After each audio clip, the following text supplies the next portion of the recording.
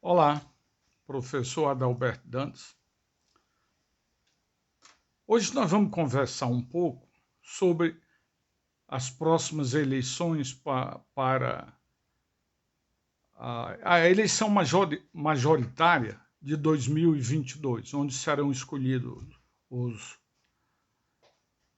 os membros do Parlamento Brasileiro, do Senado, da Câmara, os governadores de Estado, os deputados estaduais e o presidente e o vice-presidente da República. Mas todos nós já sabemos qual a conjuntura que o país vive nesse momento. Altamente polarizada. O presidente da República ainda não tem um partido. Ele foi eleito por um partido e saiu muito rapidamente daquele partido.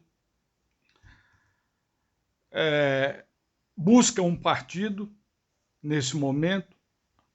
A indicação parece que vai acontecer no PP, o Partido Progressista, do chamado Centrão, que o deputado federal, o então deputado federal Jair Bolsonaro, mais detestava esse partido. Tem até uma melodia cantada pelo seu ministro, chefe da ABIN, da Agência Brasileira de Informação, que dizia mais ou menos o seguinte: se cantar pegar ladrão, não fica um do Centrão. Pois bem, o que nós queremos mostrar nesse vídeo é que as nações mais importantes, as nações que não tiveram a democracia ameaçada, com exceção dos Estados Unidos, durante o governo do presidente Trump, que não aceitou as eleições americanas e resistiu para entregar, só não conseguiu dar um golpe porque as Forças Armadas americanas agiram muito rapidamente. Já tem livros escritos sobre isso. Foi inegável que a ideia dele era tomar de assalto o Congresso americano. Pois bem, nos países da Europa, aqueles que passaram pela Segunda Guerra Mundial, todos os primeiros-ministros, principalmente dos países parlamentaristas, eles passaram o poder com muita dignidade para o próximo presidente que tinha sido eleito, seja ele do partido do então presidente ou primeiro-ministro que estava deixando o poder, seja ele de oposição. A transmissão do poder se deu com muita dignidade. Então pegamos, por exemplo, a França, quando sai da Segunda Guerra Mundial, o Charles de Gaulle, o homem que era um militar, que foi herói da resistência francesa, porque ele combateu no interior da França quando da invasão dos nazistas. Posteriormente, ele se refugia na Inglaterra, e da Inglaterra, através dos seus discursos, ele incentivava a resistência francesa a resistir contra a dominação e a ocupação do país pelas tropas nazistas. Terminada a Segunda Guerra Mundial, o Charles de Gaulle vem e entra para a política. Ele é eleito presidente da França, ele procura reorganizar a economia francesa, escolhe os melhores economistas da França para trabalhar com ele, independente da sua posição ideológica. Ele moderniza as Forças Armadas, ele logo estabelece programas sociais que perduram até hoje. Ele enfrentou, mesmo assim, a crise de maio dos estudantes franceses, conseguiu resolver ou aceitou as reivindicações daquele movimento na França e terminou o mandato com uma estrada pavimentada para o seu sucessor. Ao mesmo tempo, era eleita primeira-ministra a senhora Margaret Thatcher, da Inglaterra, que também ela foi eleita pelo Partido Conservador Liberal, embora fosse defensora desse liberalismo que lá eles chamavam de clássico.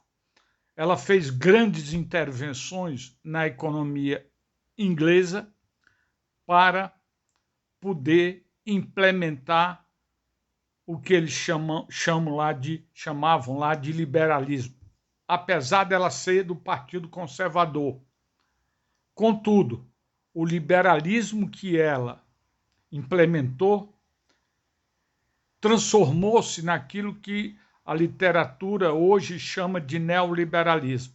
Na verdade, a intervenção no Estado inglês feita pela Margaret Thatcher foi típica do neoliberalismo. Ela fortaleceu as instituições inglesas, a indústria inglesa, ela combateu com mão de ferro uma greve que durou 6 meses na Inglaterra, enfrentou greve de caminhoneiros, de mineiros, mas ela era conhecida como a Dama de Ferro por ter feito esses enfrentamentos. E aqui nós não entramos na discussão de mérito, se isso foi democrático, se não foi, mas constatamos um fato. Apesar dela ter feito um governo neoliberal, ela deixou a Inglaterra economicamente bem no período, bem dentro das possibilidades mundiais daquela época e principalmente das possibilidades da Europa. A senhora Thatcher passa o seu governo para o sucessor, com uma Inglaterra já estabilizada, já tendo superado as angústias deixadas pela Segunda Guerra Mundial, com uma economia já pujante dentro dos quadros do neoliberalismo e uma das nações que mais divulgou o pensamento neoliberal. Hoje ficou claro que a Inglaterra não era neoliberal naquele período, nem era liberal, era uma economia onde a presença do Estado inglês também é forte até os dias de hoje, por mais que alguns analistas não queiram ver, mas é só debruçar-se sobre a literatura em relação à economia inglesa ou conhecer a Inglaterra de hoje, como é que é o comportamento da economia inglesa. Depois nós tivemos o senhor Ronald Reagan, antigo artista de filmes de cowboy nos Estados Unidos, que também era um conservador e também se dizia conservador liberal. Mas um dos primeiros objetivos dele, não anunciado, mas sabidamente hoje pela a crítica política, é que ele manteve relações muito íntimas com a repúblicas da União das Repúblicas Socialistas Soviéticas, naquela época ainda, no período Gorbachev. O presidente Gorbachev, ele estava preparando a abertura da União Soviética para o capitalismo. E ele até produziu um livro sobre esse momento na vida dele, a perestroika, o nome do livro, que foi o nome desse movimento da União Soviética se desfacelando e abrindo-se para o sistema capitalista. Inclusive, um casal de economistas brasileiros estiveram nesse período, né, na Rússia, ajudando a implementar bolsas de valores da Rússia. A bolsa de valor é o símbolo máximo do sistema capitalista hoje.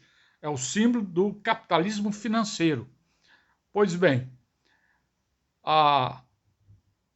o Reagan, ele faz um governo onde a economia americana cresce, é um conservador nos costumes, é um conservador político e também não fez um governo liberal. Ele nem poderia fazer, porque hoje nós vivemos na fase do capitalismo monopolista. Os Estados Unidos é um grande país do capitalismo monopolista. Sempre dou como exemplo que você não tem hoje aquilo que é a marca do capitalismo liberal, que é a livre concorrência. Nós tivemos isso no período do Smith, que era o economista, pai da economia liberal.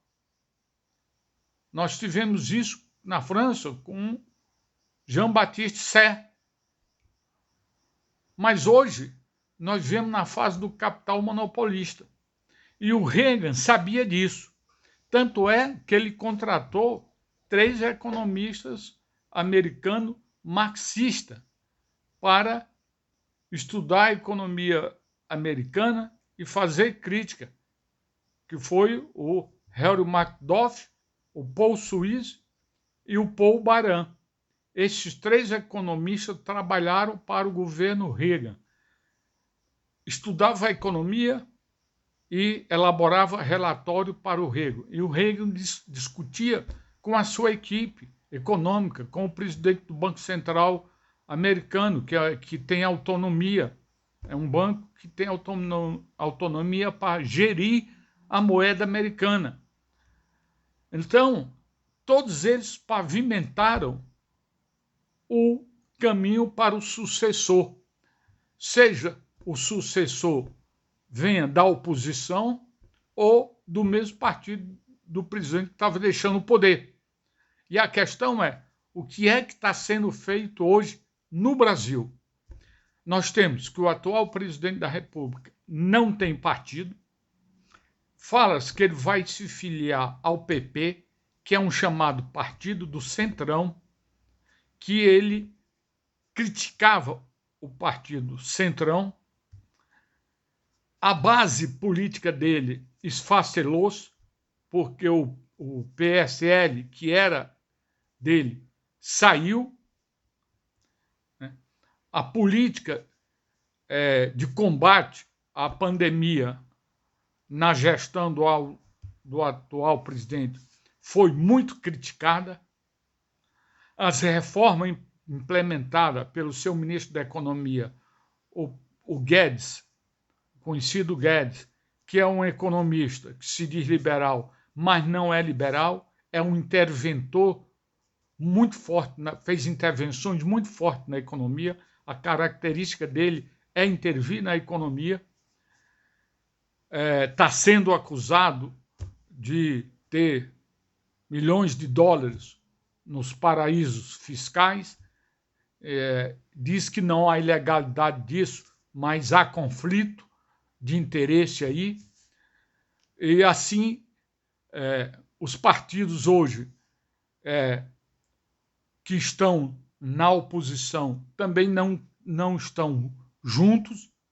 Basta ver os movimentos pós-7 de setembro, onde o MBL fez, e vários políticos foram para o MBL, inclusive o Ciro Gomes. Depois foi o movimento do PT. O movimento do PT foi um movimento muito forte, mas que a gente sabe que no interior do PT também tem divergências.